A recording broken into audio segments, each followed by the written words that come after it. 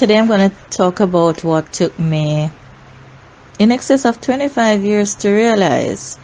And it's interesting because while watching a Steve Harvey video, out of the blue, a revelation came to me. And on this particular program, the young lady started out by asking if there are any good men available. She considers herself a good woman, and to lead the charge, she established that she has more degrees than a thermometer. And that just made me shudder, because our worth is now determined by what we have, what we have achieved. We're not worthwhile just because we are. And that's where I want to start my little my little chat today, because in truth, I lowered the bar.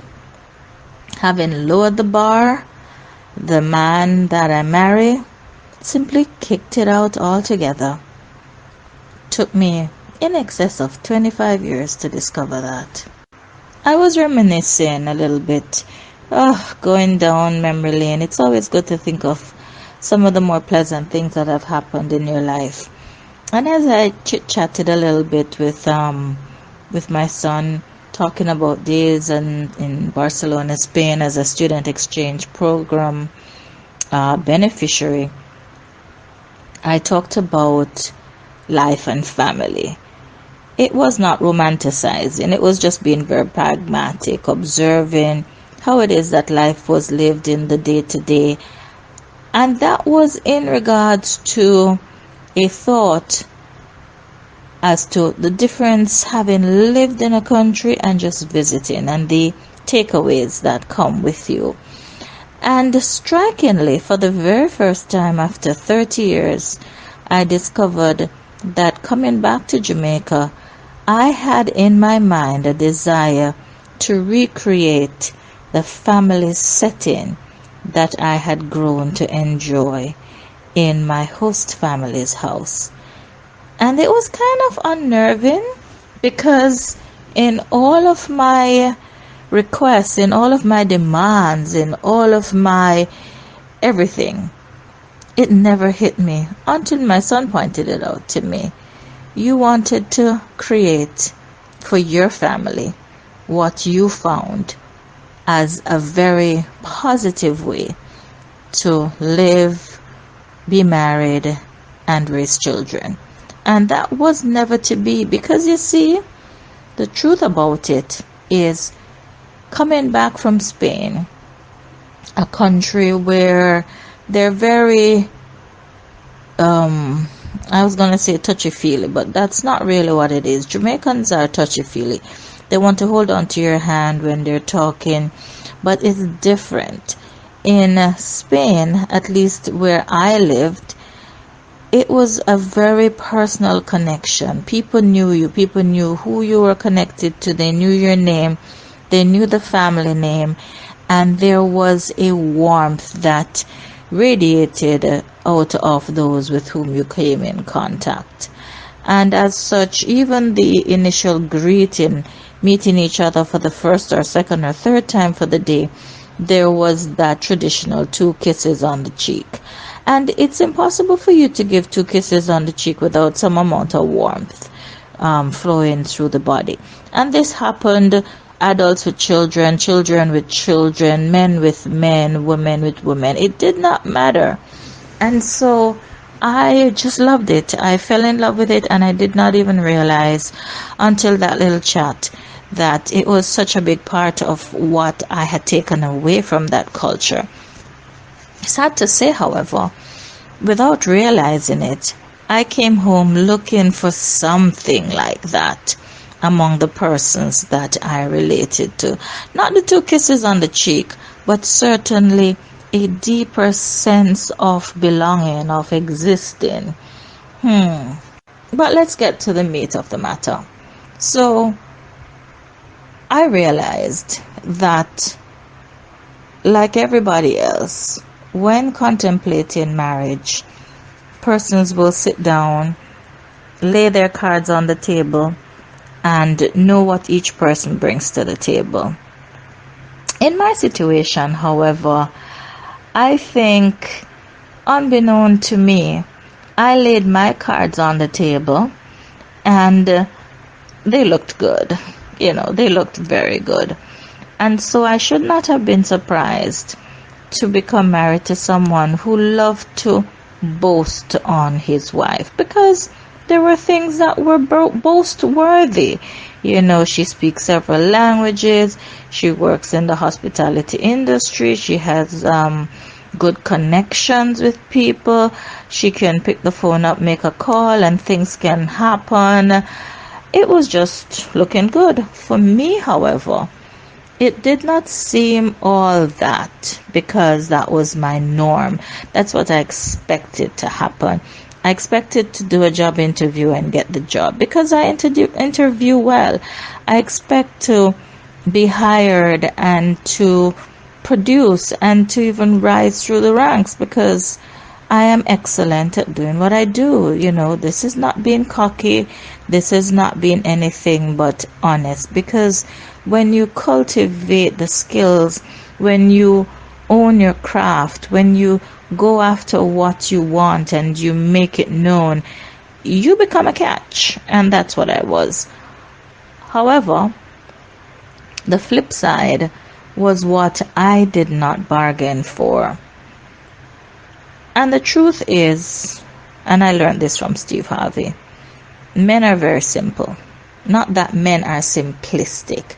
Men see what they want and they go for it. They will do what they need to do, say what they want to be said or want to be said by them. They will be literally fulfill your wish list until they have achieved their goal. Now, there are different types of men. And the one that I want to speak about is the one that I spent the better part of 25 years with. Now, this was a man who lived on a cloud.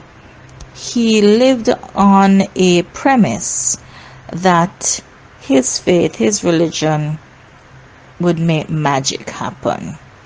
No need for personal involvement, no need for sweat equity, no need for having a vision and then working towards it.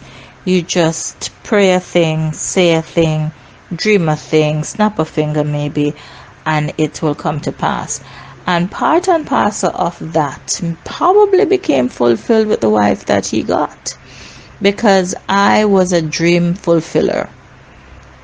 But unfortunately, as his dreams and wishes were being made manifest, mine were becoming less and less evident, less and less of a need, because as women we are created to fulfill the vision of our spouses. That's really what we're created for. And when you are trying to fulfill a wish that is literally nothing but a pie in the sky type of a dream, you literally feel like you're chasing rabbits down proverbial rabbit holes, and you're never really coming back with a prize. So let's sum it up. I came in with a dream to build on a vision. He came in with a dream. His vision did not point to anywhere. So the question that I should have asked, which was, where are you going? I never asked. And so he never had to provide an answer. The possibility of being enabled to start a life and to fulfill the roles of a husband are not innate. They are learned. And in the case as I'm assessing it, these were traits that were never learned. You would think that for the average person who grew up in a quote-unquote stable family unit, mother, father present, living in holy matrimony, certain skills are caught. But I have come to the realization, now being the mother of a male child, that you need to teach these skills. You need to be deliberate. You need to teach our men, your boys, how to be a man, what it means to be a man, what it means to take responsibility, what it means to be willing to be selfless, what it means to take full responsibility, being able to provide not just for one, but for two for starters, and being able to be aware of the fact that as you provide for yourself and the new lady that you have taken on, and I'm speaking, as a mother of a mother of a boy, you need to be aware that there could very well become the possibility that you will now need to expand the range of your provisions. Children are the byproduct of wonderful sexual encounters. They will come. And I want to just stick a pin right there, because let's do a breakdown. In the case of me versus husband, 25-year-old male, considered at the point as marriage material. Putting it into context now, 25-year-old son, considering the thought of being able to be married. And I'll take myself out of the picture just for this discourse. If I were talking to my 25-year-old son today, I would want to look on a few things. Not to tell him he is ready or he's not ready, but to lay it out on the table and for him to use the information to make an informed decision. Okay, my son, you are contemplating marriage. You're 25 years old. Very good. It means to me that you will be finding, first of all, accommodation for yourself and for your new bride. Are you enabled at this point today to cover $50,000 per month for rent, basic? Are you enabled to cover at least $10,000 a month for electricity? Maybe another $3,000 for water. At least $8,000 for cable. And at least $30,000 for that monthly grocery shopping. Are you enabled to do that? But wait, that is just your monthly experience. You're moving out of your home. We need to ensure that you can comfortably furnish a space to live. Do you at least have the ability to start with the basics? You need a bed to sleep on. You do need a refrigerator. You do need a stove, somewhere to sit. So being very, very accommodating without looking at high-end appliances and fittings. Do you, my son, at 25-year-old today, have the wherewithal, whether cash or hire purchase, to secure $400,000 to equip that home with the starter needs? And then, finally, in the event that you are unable to provide because, you're not able to work, do you have at least 3 months totaling what you have just been told will be your basic requirements to live? Do you have that saved? And that's just from a financial standpoint. Based on your answer, we are looking at, are you really in a position to take on the responsibility of being a spouse? Now, of course, there's the emotional side. How do we measure it? Are you empathetic? Are you caring? caring is relative. However, do you frown at the fact that you will need to assist with the chores? Are you aware that there will be mornings when your newly minted wife is not physically able to take care of the duties of the house? She is ill. Are you able to deal with the ebbs and flows that come with a menstrual cycle?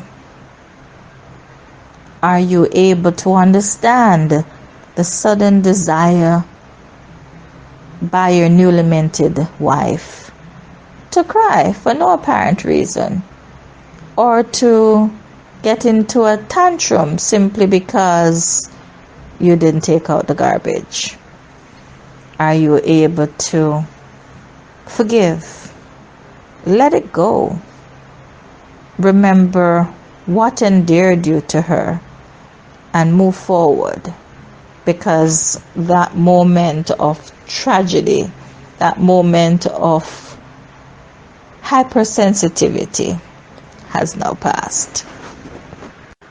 So I've picked out just two of a myriad of things that can possibly determine if at 25 years old, marriage commitment is where my male child needs to be looking. But let's just wrap this up, shall we? Because when I reflect, I realize that with my low self-esteem, I lowered the bar. I was just so happy that somebody loved me.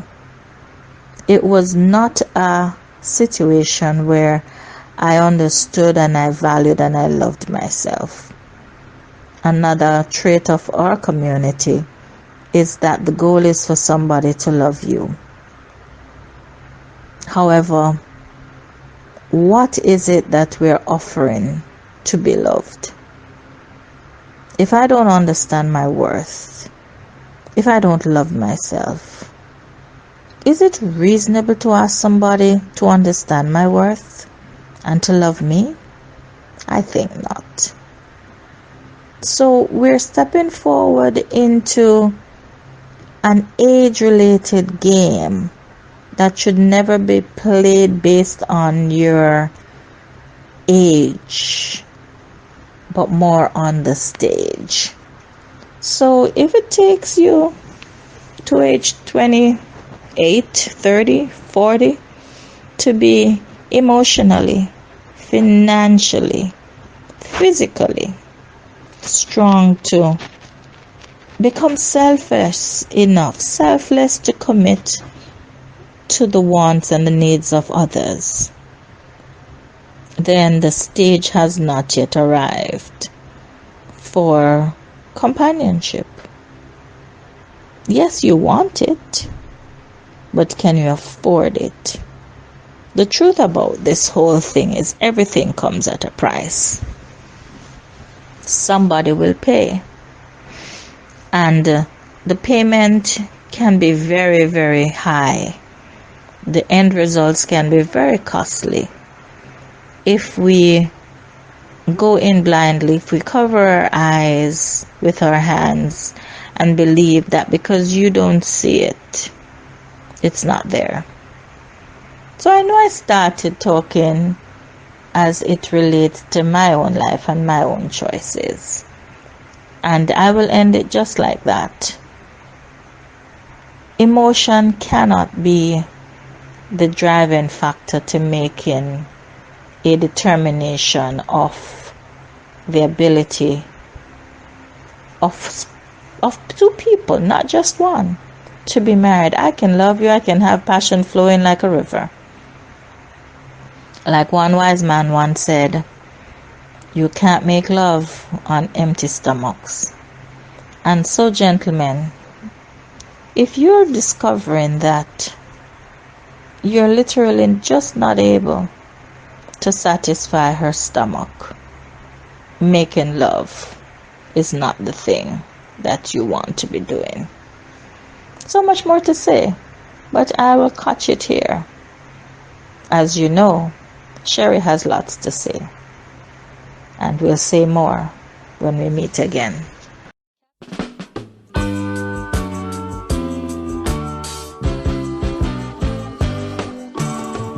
One more Jamaican gone abroad. One more disciple leave the yard. But if you think so, we are gonna stand up and wait. No way while we hold the gate for you. Nothing so at all. But I'm an